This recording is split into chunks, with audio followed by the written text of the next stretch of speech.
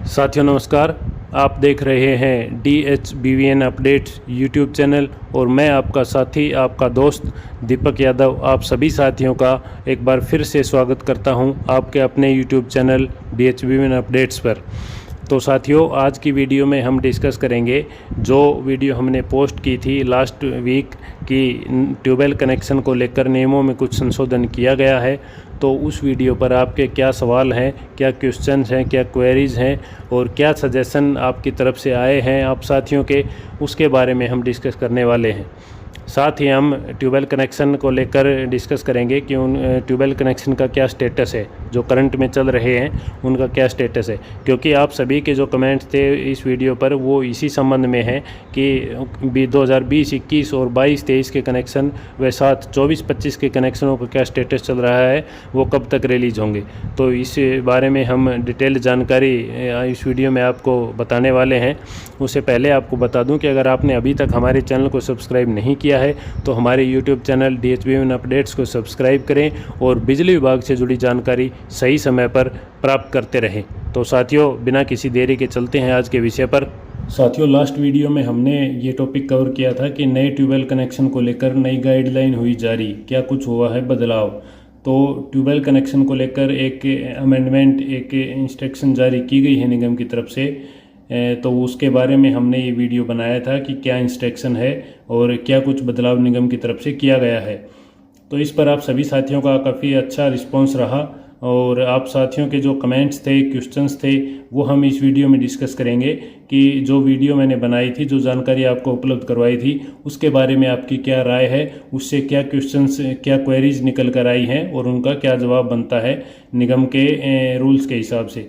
तो आज के इस वीडियो में हम इसी टॉपिक को कवर करेंगे। आपके कमेंट्स, आपके क्वेश्चंस, आपके रिव्यू को स्टडी करेंगे और आप सभी को बताएंगे कि किस साथी का क्या विचार है, क्या राय है इस वीडियो पर।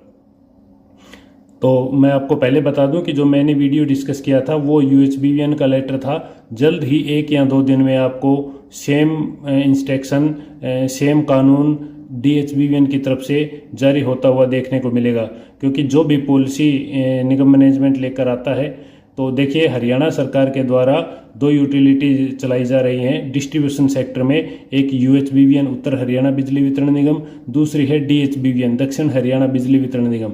तो जो भी पॉलिसी पहले इम्प्लीमेंट की जाती है निगम मैनेजमेंट द्वारा वो UHBVN में इम्प्लीमेंट होती है, उसके जस्ट बाद वो DHBVN के लिए आती है। तो घबराने की ज़रूरत नहीं है, जल्द ही ये पॉलिसी आपको DHBVN के उपभोक्ताओं के लिए भी लागू होते हुए देखने को मिलेगी।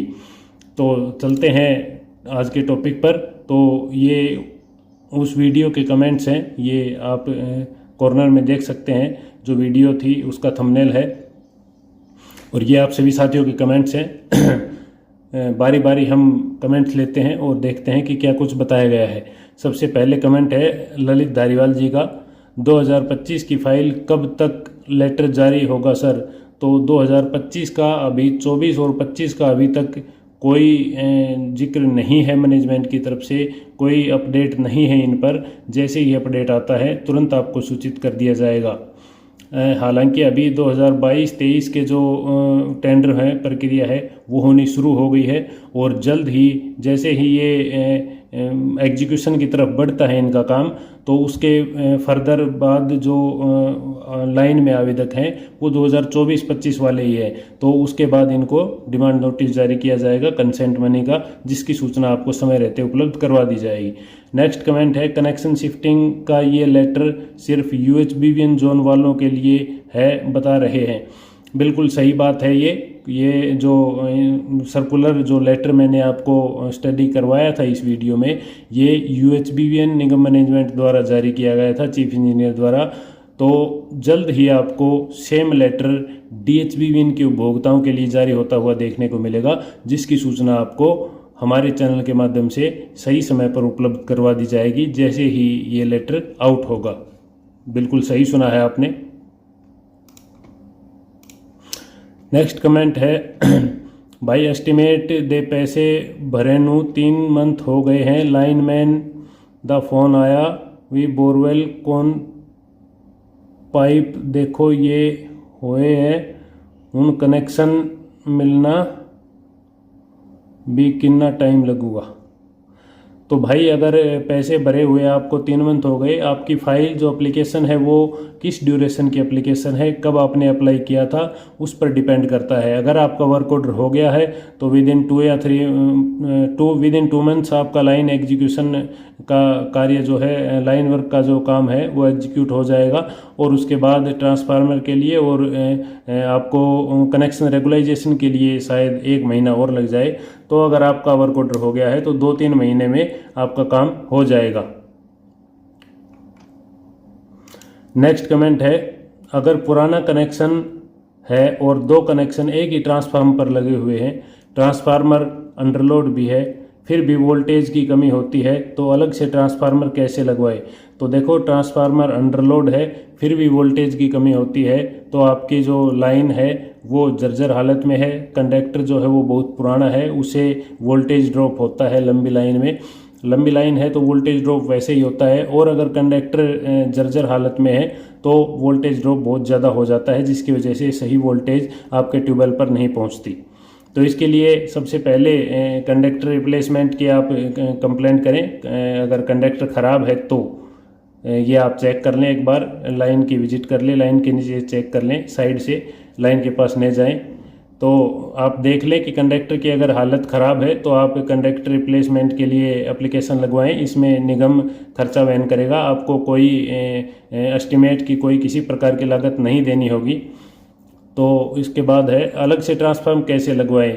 पहले से ही एलटी लगी हुई है क्या, उन्हीं पोलों और तारों की एचटी बिजली बनाई जा सकती है क्या, इसका खर्च विभाग उठाएगा या खुद जमींदार। अगर जमींदार खर्च उठाएगा तो क्या सिर्फ ट्रांसफार्मर या लेबर कॉस्ट ही भरनी पड़ेगी, क्योंकि पोल और तार पहले से लगे हुए हैं। तो देखिए, आप अगर लो वोल्टेज के कारण ट्रांसफार्मर लगवाना चाहते हैं तो इसका डिपॉजिट एस्टिमेट बनेगा। बिल्कुल आपको A to Z कॉस्ट उपभोक्ता को भरनी होगी, निगम इसमें एक भी पैसा इन्वेस्ट नहीं करेगा। कंप्लीट कॉस्ट, एक नट बोल्ट भी अगर लगाया जाता है तो वो भी आपके पैसे से लगेगा। निगम की तरफ से इस पर एक्स्ट्रा चार्ज और लिया जाएगा, 10% डिपार्टमेंटल चार्ज। जो भी एस्टिमेट बनेगा उस पर 10% डिपार्टमेंटल चार्ज लिया जाएगा। तो निगम की तरफ से तो आप भूल जाइए, इसमें कुछ नहीं होगा अगर आप अलग से ट्रांसफार्मर रखवाते हैं तो। हाँ, अगर आप कंडक्टर रिप्लेस करवाते हैं, पोल रिप्लेस करवाते हैं, तो उसका जो कॉस्ट है वो निगम बियर करेगा, आपको इसमें कोई कॉस्ट नहीं लगेगी। बात रही उन्हीं पोल और तार को यूज़ करने की, अगर आप ट्रांसफार्मर लगवाते हैं तो वो पुराने तार और पुराने पोल बिल्कुल यूज़ नहीं होंगे, वो स्क्रैप में डिसमेंटल होंगे और निगम में जमा होंगे। आपके एचटी लाइन के इरेक्ट करने के लिए अलग से लाइन जाएगी और जिसमें पोल और कंडक्टर बिल्कुल नए होंगे। तो आप इसके लिए एक बार ट्राई कर सकते हैं कि आपका कंडक्टर कैसा है, उसके हिसाब से आप डिसीजन लें। ये नेक्स्ट कमेंट है, गुड, थैंक यू, आपका बहुत बहुत धन्यवाद कमेंट करने के लिए। नेक्स्ट कमेंट है, भाई 1980 का कनेक्शन है, ट्रांसफार्मर पर कनेक्शन 5 और ट्यूबवेल की दूरी ज़्यादा है, वोल्टेज वोल्टेज मिलती है, वोल्टेज लो मिलती है, ट्रांसफार्मर भी महकमा रखता है क्या। अगर लो वोल्टेज का इश्यू है आपका तो आपको कंप्लेंट देनी होगी, जेई साहब विजिट करेंगे उस साइट का और जो सॉल्यूशन है आपको, जो निगम का स्टैंडर्ड है वो वोल्टेज आपको वहाँ पे चेक करवाएंगे। अगर आप अलग से ट्रांसफार्मर रखवाना चाहते हैं तो वो आपका इंटरेस्ट हो गया, उसके लिए आपको कॉस्ट डिपॉजिट करवानी होगी, डिपॉजिट एस्टिमेट बनेगा। लो वोल्टेज पर फ्री से ट्रांसफार्मर रखने का कोई प्रावधान नहीं है। नया कनेक्शन का फॉर्म कैसे भरें, इसके लिए हमने ऑलरेडी वीडियो बनाई हुई है, आप हमारे चैनल पर विजिट करके देख सकते हैं कि नए ट्यूबवेल कनेक्शन के लिए आवेदन कैसे करें। जस्ट प्रीवियस मंथ ही हमने वो वीडियो पब्लिश की थी, तो आप वहां पर जाकर एक बार चेक कर सकते हैं।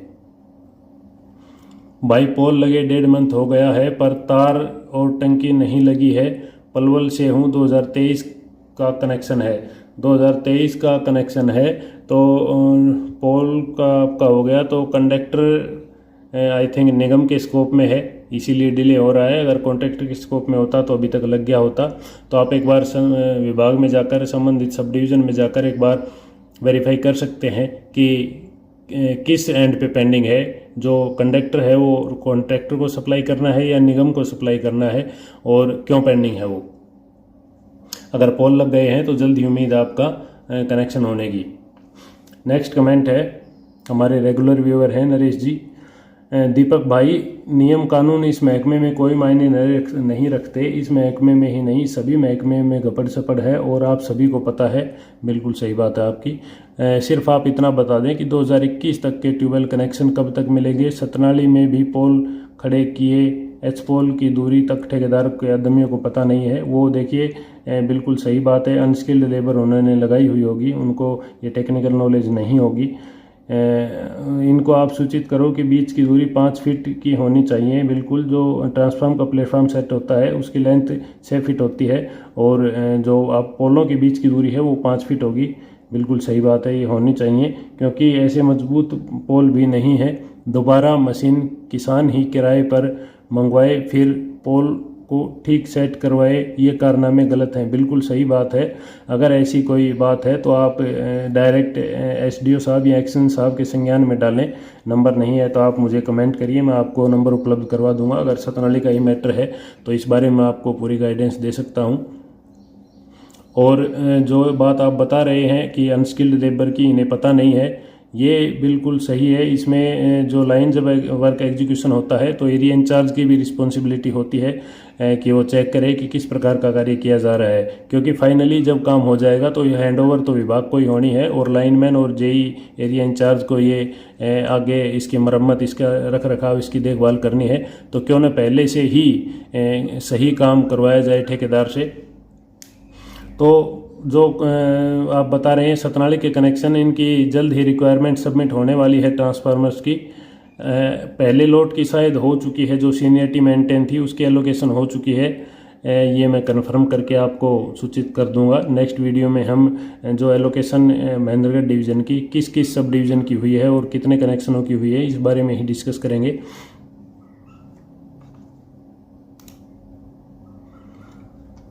नेक्स्ट कमेंट है, बहुत बढ़िया जानकारी दी है दीपक जी, थैंक यू, आपका बहुत बहुत धन्यवाद कमेंट करने के लिए। कनेक्शन कंप्लीट हो गया है, ट्रांसफार्मर रख दिया है, 25 केवीए का मीटर लगना बाकी है। अगर मीटर लगना बाकी है तो आपका कनेक्शन रिलीज नहीं हुआ है। इसकी चीफ इलेक्ट्रिकल इंस्पेक्टर की रिपोर्ट आती है कि ये जो लाइन लगी है ये सेफ्टी के हिसाब से, सुरक्षा के दृष्टिकोण से सही है या नहीं है। उसके बाद अगर एनओसी मिलती है वहाँ से, उसके बाद आपका कनेक्शन रेगुलाइज होगा। लेकिन कनेक्शन पे ट्यूबवेल नहीं है तो कोई प्रॉब्लम तो नहीं होगी। विदाउट बोरवेल कनेक्शन डिसमिस तो नहीं होगा। अगर आपका ट्रांसफार्मर ही टिक गया है तो फिर क्या डिसमिस होना है भाई, कोई दिक्कत नहीं है। वैसे आपको बोरवेल होना चाहिए, जब कनेक्शन देते हैं तो बोरवेल होना चाहिए वहाँ पे। लेकिन आपका अगर ट्रांसफार्मर टिक गया है तो डिसमिस का कोई मैटर ही नहीं बनता। 2024 का डिमांड में किसका क्या स्टेटस है भाई जी? 2024 के डिमांड नोटिस अभी शुरू नहीं किए हैं मैनेजमेंट की तरफ से, ऐसा कोई आदेश नहीं आया है। जैसे ही कोई सूचना मिलती है आपको सूचित करवा दिया जाएगा। नेक्स्ट कमेंट है, सर एस्टिमेट की फॉर्म 4 और ईएमबी में एंट्री करने के बारे में भी वीडियो बनाओ। तो दोस्त मैं इसकी वीडियो बना दूंगा, लेकिन ये ऑफिशियल वर्क है, इसके पब्लिक को कोई ज़रूरत नहीं है, ना कोई इंटरेस्ट है पब्लिक का। तो इसकी मेरे ख्याल से वीडियो बनाने की इतनी कोई ज़्यादा वो है नहीं, लोगों को इसकी नए जानकारी की ज़रूरत है। तो ये आप शायद विभाग से हैं इसलिए आपका एक कमेंट है। तो मैं कोशिश करूँगा कि आपको या तो आप अपने फ़ोन नंबर व्हाट्सएप कीजिए, मैं आपको ईएमबी और फार्म 4 जो होता है उसकी कॉपी मैं आपको सेंड कर दूंगा। उसके हिसाब से आप आगे कर सकते हैं। आप ये बताएं कि आप कहाँ से हैं और किस पोस्ट पर हैं। Thank you. समय समय पर सूचना प्रदान करने के लिए आपका बहुत बहुत धन्यवाद जी। आपके वेलकम, आपका स्वागत है हमारे चैनल पर, और इसी प्रकार आप हमारे साथ बने रहिए और अपने साथियों को भी हमारे चैनल से जोड़िए और इसी प्रकार अपडेट्स प्राप्त करते रहिए। Thank you. भाई साहब, मैंने वीडीएस के तहत लोड बढ़वाने की फ़ाइल लगाई थी, सीसी फाइल नहीं निकाल रहा है, क्या करें? अगर आपने तो आपको सीसी के पास जाने की ज़रूरत नहीं है। आपने फ़ाइल अप्लाई की थी तो ऑटो अपील सिस्टम का मैसेज आपके पास आया होगा, आस्क पोर्टल जिसे बोलते हैं। आप उस पर जाकर अपने कमेंट्स डाल सकते हैं। जब टाइमलाइन पूरी हो जाएगी, आरटीएस का जो टाइमलाइन होता है, उसके बाद आपके पास मैसेज आता है कि फर्स्ट अपील अथॉरिटी के पास ये फ़ाइल सेंड कर दी गई है, आप इसकी कंप्लेन रेज करना चाहते हैं या नहीं। अगर ऐसा है तो आप कंप्लेन रेज कर सकते हैं। और अगर सीसीआई फाइल नहीं निकाल रहा है तो आप एसडीओ से मिलकर इसकी जानकारी उसे दे सकते हैं। एसडीओ साहब के संज्ञान में मैटर डाल सकते हैं कि ये डिले क्यों किया जा रहा है। डींग एरिया सिरसा का बता दे। तो भाई डींग एरिया का किस बारे में पूछ रहे हो आप? तो टेंडर की तो कोई अपडेट है नहीं मेरे पास। इसके लिए आपको एक बार सब डिवीज़न में विजिट करना होगा, वहाँ पर आपको एक्यूरेट जानकारी मिल जाएगी। राम राम जी। तो जी राम राम, बिल्कुल आपका स्वागत है हमारे चैनल पर, और कमेंट करने के लिए बहुत बहुत धन्यवाद। ये सुनील भारद्वाज जी का कमेंट है। बहुत बहुत धन्यवाद भाई साहब जानकारी देने के लिए। आपका स्वागत है आपके अपने यूट्यूब चैनल पर। इसी प्रकार हमारे साथ बने रहिए और अपने साथियों को भी जोड़िए इस हमारे चैनल के साथ, और जैसे अपना DHBVN का जो परिवार है वो लगातार बढ़ता रहे। नेक्स्ट कमेंट है, brother it feel cool to make video in English but if the farmer were not so educated then it would have been better if the videos are in Hindi.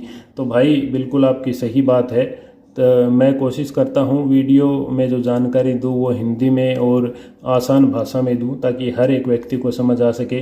फिर भी अगर कोई मैं वर्ड्स यूज़ करता हूँ जो समझ में नहीं आते किसी को, तो उसके लिए मैं माफ़ी चाहता हूँ, और आगे से मैं इस बात का ध्यान रखूँगा। आपके सजेशन के लिए आपकी बहुत बहुत मेहरबानी। नेक्स्ट कमेंट है, 2024 में 12.5 BHP का अप्लाई किया था, वो कब तक मिलेगा? तो 2024 के अभी तक कोई प्रोसेस नहीं है, पेंडिंग में है, वेट कीजिए आप। जैसे ही कंसेंट मनी का डिमांड नोटिस जारी करने की सूचना आएगी, आपको हमारे चैनल के माध्यम से सूचित कर दिया जाएगा। ये एक भाई ने रिप्लाई भी किया है 2026, तो आपको 2026 में मिलेगा, मे बी हो सकता है। 2021 में 7.5 HP के लिए अप्लाई किया था, कनेक्शन मिलेगा या नहीं? बिल्कुल नहीं मिलेगा आपको। आपने 7.5 BHP का अप्लाई किया था तो 10 BHP तक सोलर की कंडीशन मैंडेटरी है, आपको कनेक्शन बिल्कुल नहीं मिलेगा। आप दोबारा से एप्लीकेशन डालकर लाइन में लग सकते हैं। 2023 की फाइल में टोटल पैसे जमा हो गए, कनेक्शन कब तक हो जाना चाहिए सर? 2023 के टेंडरिंग प्रोसेस शुरू हो चुकी है, तो जल्द ही आपको 2 या 3 महीने में आपको वर्क एग्जीक्यूशन हो जाएगा, लाइन वर्क। भाई NDS कनेक्शन से सिंगल फेस की मोटर चला सकते हैं क्या बोरवेल में?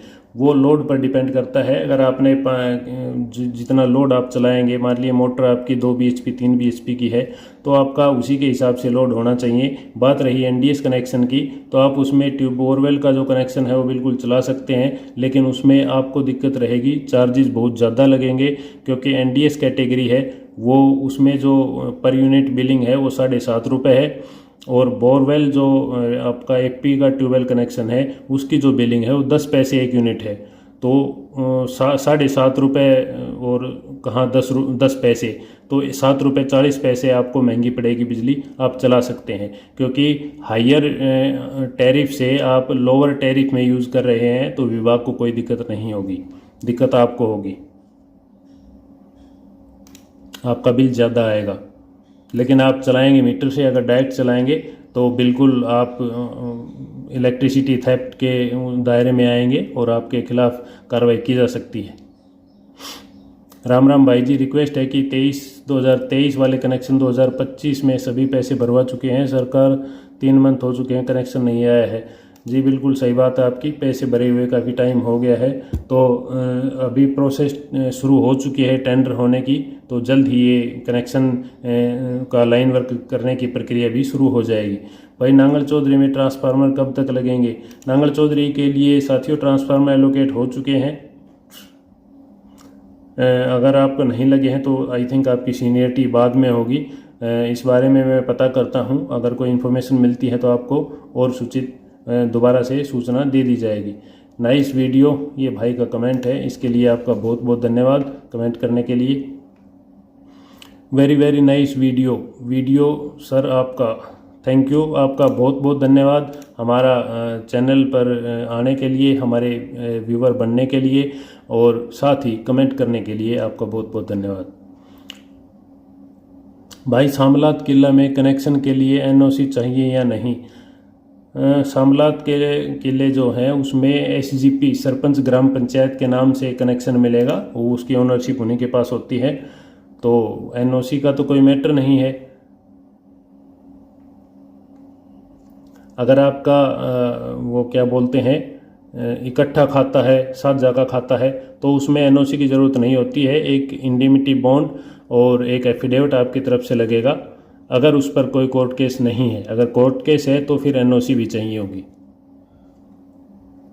Very very thank you sir जी, आपका स्वागत है हमारे चैनल पर और आपका बहुत बहुत धन्यवाद कमेंट करने के लिए। नेक्स्ट कमेंट है 2023, तो शायद भाई पूछ रहे हैं कि 2023 के कनेक्शन कब तक होंगे, तो मैं बता चुका हूं कि कल की वीडियो में ही मैंने बताया कि 2023 के टेंडर होने शुरू हो गए हैं। 22-23 के जल्द ही आपको वर्क एग्जीक्यूशन स्टार्ट हो जाएगा। नेक्स्ट कमेंट में भाई ने इमोजी भेजी है, तो आपका बहुत बहुत धन्यवाद भाई।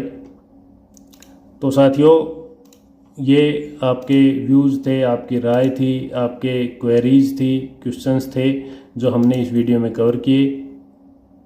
तो मैं आपको ये फिर से एक बार बता देता हूँ कि हमारे चैनल को लगातार देखते रहें, विजिट करते रहें, हमारे चैनल के साथ बने रहें, और जिन्होंने सब्सक्राइब नहीं किया है वो हमारे चैनल को सब्सक्राइब करें और इसी प्रकार की जानकारी सही समय पर प्राप्त करते रहें। साथियों, ये जानकारी आपको किसी न किसी एंड पे कभी ना कभी बिल्कुल ज़रूर काम आएगी। आपका जो समय मैं लेता हूँ, वीडियो जो टाइम आप वीडियो देखने में लगाते हैं, वो टाइम कभी भी वेस्ट नहीं जाएगा।